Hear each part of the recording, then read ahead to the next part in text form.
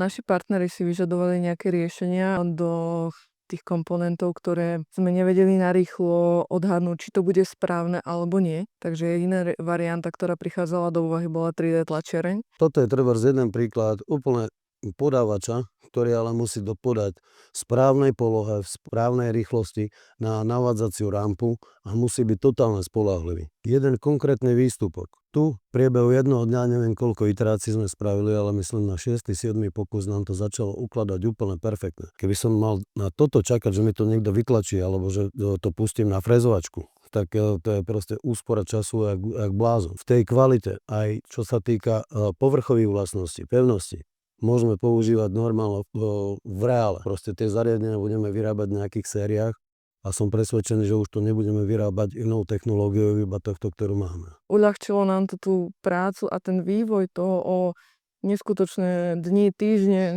nebojím sa povedať, že mesiace.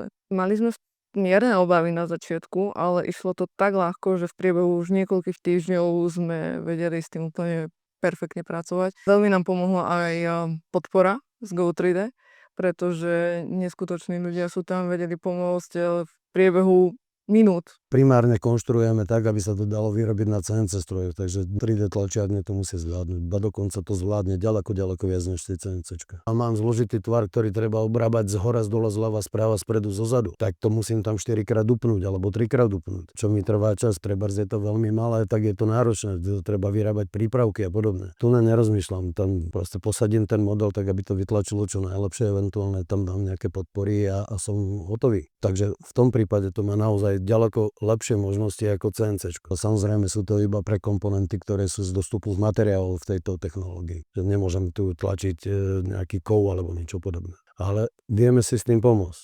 A za pár dní sme pochopili, že nemusíme riešiť návratnosť, ale skôr rozvoj firmy. Toto je alfa omega.